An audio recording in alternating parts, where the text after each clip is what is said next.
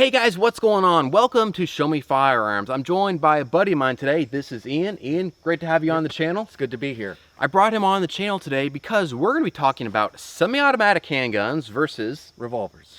Now, Ian is the guy to talk to about revolvers because that's basically all you own, right?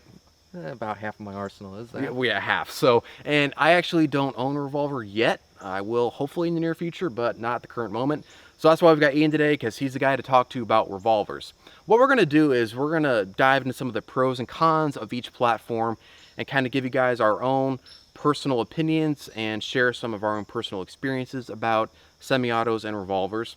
Now, quick disclaimer. None of this is to say that revolvers are better than semi-autos or vice versa. We're not trying to say that it's my way or the highway. All we're trying to do is get the ball rolling for a good discussion down in the comments so we can share information, so maybe people who are new to the gun world can kind of have a good starting place to get some information. So with that out of the way, let's dive into semi-automatic handguns versus revolvers. Okay, so first we're gonna take a look at some of the pros of semi-automatic handguns. Got my Security 9 here, and as you can see, nothing in that mag well, nothing in that chamber. We're safe to handle it. Some of these pros are pretty obvious, but we're just gonna go ahead and state them anyway. Semi-automatic handguns are mag fed. It's gonna do a couple different things for us. It's gonna give us better capacity, like we got 15 rounds out of the Security 9 here versus six in a revolver. 6 or 7 depending on... depending on 8 at the most. Yeah, depending on which model revolver. Some have, 6, 7, 8, some as little as 5, like if you have a 500 Magnum or whatever. But yeah, so magazine fed, so you get better capacity. That's also gonna give you quicker reloads. So all you gotta do is, hit the button, mag drops clear, slap another one in, you're good to go. So it does help for like defensive situations. If you're having to engage multiple targets for whatever reason, you're gonna have more ammo available if you need to engage multiple targets. So another advantage that semi-automatic handguns have over revolvers is that they tend to be more widely available. If you go into a local gun store, you're gonna see probably a lot more semi-autos than you will revolvers. They're also gonna be cheaper. So if you're on a tight budget, probably better off picking up a semi-automatic handgun because the guns themselves are gonna be cheaper. And the ammo. Right, ammo is also gonna be cheaper because 357, there's a lot more powder, a lot more materials involved than there is with, say, 9mm. So if you're on a budget, semi-automatic handgun is the way to go. Also, if you're looking to really customize your gun and put accessories like red dots, lights, lasers, grips, whatever kind of accessories you want to put on your gun, it's going to be easier to do that than on a revolver. You can put red dots on some revolvers, but it's just harder to do. It's going to be more cost prohibitive because you're going to need a higher end revolver that would accept a red dot, versus there's a lot of budget-friendly semi-automatics where they're already cut for a red dot or for a light or a laser. So if you're really looking to make it tactical and put a ton of extra stuff on there, you're going to want to stick with the semi-auto over a revolver. Another advantage that semi-automatic handguns have over revolvers is that they tend to be easier to learn for first-time gun owners. One big thing is that you don't have to be quite as concerned about where your grip is at. You still have to obviously have good grip techniques so you can help mitigate recoil. But unlike on a revolver, you don't have fire coming out of the side of your semi-automatic handgun. So I want you to show them on your revolver and what I'm talking about here. Safe. Yeah, we only deal with clear firearms. So you can see there's a cylinder here, and when you fire, fireball comes out the side. Right, you got gases and fire. You can even have lead fragments or etc. Right, so basically there's a bunch of things that are not good for your hand coming out of the side of that cylinder. So you got to be a lot more conscientious about how you're holding that gun. Whereas on a semi-automatic, right, you still need to have a good grip, but you don't have to worry about your finger getting fried from all those hot flaming gases and stuff. So for experienced shooters, it's not a big deal on the revolver because you're thinking about how you're placing your hands and whatnot. On a semi-automatic, for someone who's new, you don't have that little bit of safety risk involved. So that is one way that for first-time shooters, semi-autos are better. The other thing is that you're gonna have less felt recoil on a semi-auto because like this is the 9mm, that's the 357. 357 is way hotter than 9mm, so there's just gonna be more energy coming back into you. Also on semi-autos, you have a slide reciprocating.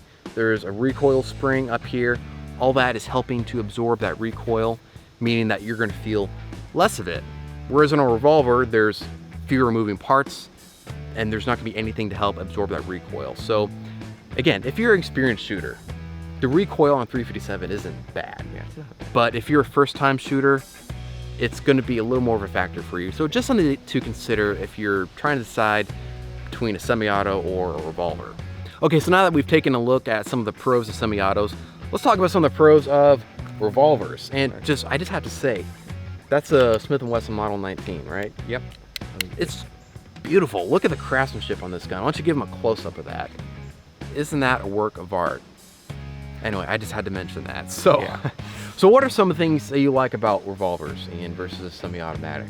Well, other than them looking really cool. Yeah, cool factor. cool That is one factor. thing that they have over semi-autos. Other than that, I like how they feel, and for me, I just shoot them better than the semi-autos, but I can shoot semi-auto just as well as I shoot this. It's not, not, I think one's better than the other.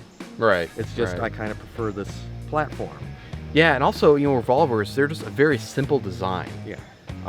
Because, on a semi-automatic, you got lots of moving parts. You got a recoil spring, this reciprocating slide, all these moving parts that are going on. Whereas a revolver, you don't have all that. You just got a hammer, cylinder, and that's about it. I mean, it doesn't get much simpler than that. So that's why revolvers do have a very good reputation for being very reliable, just because there's fewer moving parts, fewer things that can go wrong. So revolvers, they're way more powerful than a semi-automatic. Yeah. That's just kind of how it is, right? I mean, you can feel 357 Magnum coming out of this gun. I mean, Yeah. it's not hard to distinguish the two of them. Yeah, actually Ian has been good enough to let me shoot this beautiful work of art. So yeah, you can tell 357 is just, it packs a punch. That thing is, the bullet's about the size of a 9mm, but it is going so much faster. It's just got so much more energy behind it. But then also the cool thing about revolvers is that you can get, 44 magnums, 500, think about it, 500 Magnum, a 50 caliber handgun. The only semi-automatic 50 cal handgun I'm aware of is the Desert Eagle, right? Yeah. Well, no, I think there is a Glock that's chambered in 50 GI, Well, but that's kind of a weak 50 cal round compared to 500 it's basically a Magnum. glorified 45. Right, glorified 45. But yeah, so you just don't see that in the typical semi-auto that you're going to see on the shelf at your local gun store. Yeah. So if you're looking for that, hard hitting round, you're going to want to go with a revolver, whether it's a 357, 44, whatever it is. You're just not going to get that kind of power out of a semi-automatic handgun. So let's talk about some downsides to semi-automatic handguns.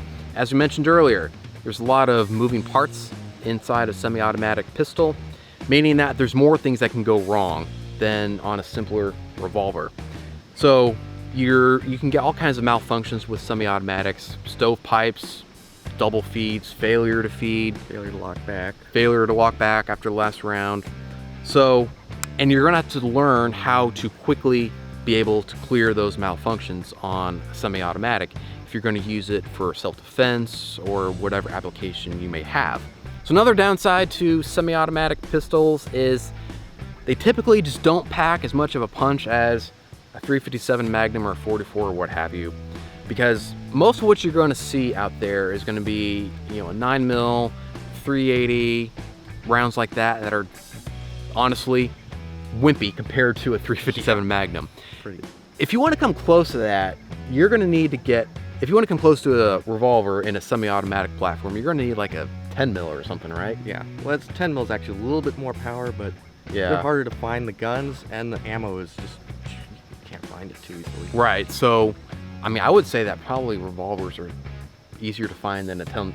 Yeah, I've seen it more So, often. so yeah, if you want to try to get 357 power out of a semi-auto, you're probably going to need a 10mm, but those are, like we said, hard to find, they're expensive. But then obviously a 10mm can't compare to say a 44 Magnum or something like that. So, so that, power is kind of relative, but for the sake of comparing what we've got here on the range today, a 9mm versus a 357, 9mm is it's weak compared to 357. All right, so now that we've talked about some downsides to semi-automatic pistols, there are some downsides to revolvers because no gun is going to be perfect. So Ian, what have you found to be some drawbacks with revolvers?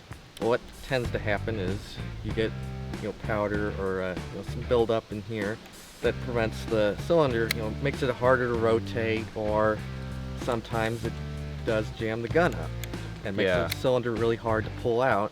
So then you gotta, sometimes you gotta work it back and forth to work it out of there. Sometimes you have to go as far as to oil it. Some people even have to take them apart because they get brass in there, and be a big problem there.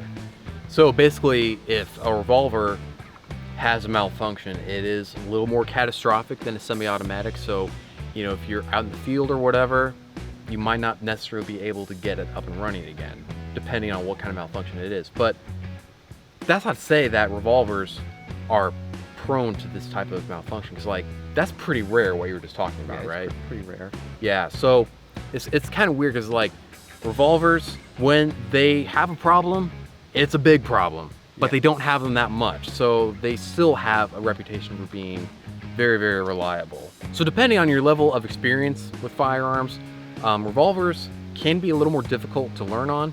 Because like we mentioned earlier, you got to be more conscientious about how you're gripping it, where your hands are, because if you have your hand up by that cylinder gap, it's not going to be a good day for you, because there's going to be gases shooting out of there that will burn your fingers and whatnot. So you have to be thinking about how you're gripping it, but more so than a semi-automatic. But that's not to say that revolvers are only for experienced shooters, which we're not experienced shooters. We're just everyday range guys. We go out and shoot stuff. We're not, we're not by any means a firearms expert. We're not Jerry Michalek. Yeah. So keep that in mind when you're watching this too. Right. Yeah. So I mean, depending on where you're at and what you're wanting to do with buying a gun or whatever, it's just some things to keep in mind. That revolvers, they're going to take a little more technique to make sure that you're handling it safely. Also, when it comes to recoil, revolvers are going to have more recoil because, well, 357 is just a hotter round than 9mm, but also you don't have a recoil spring, you don't have a slide flying back that is helping to absorb that recoil. All that recoil from that 357 is going straight into your hand. So just something to keep in mind if you're not used to handling firearms and recoil is an issue for you. But recoil, I mean, like anything else, just train, and you can learn how to manage it and overcome it. So, and then once you get some experience, it's really not bad at all. I mean, I've shot that a couple times, and it's actually really pleasant to shoot. I mean, it's not like, it's gonna fly out of your hand or anything like that.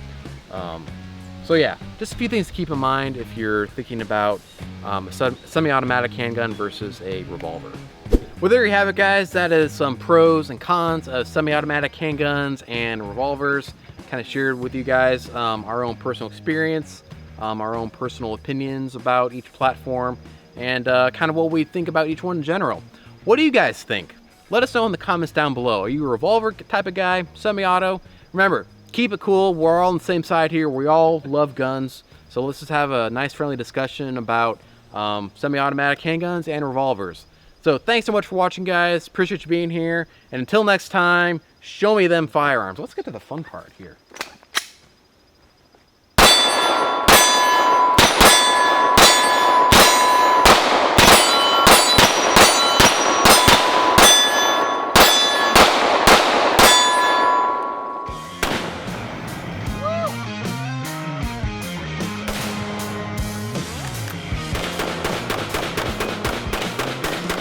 What a way to set up a monster mower, am I right?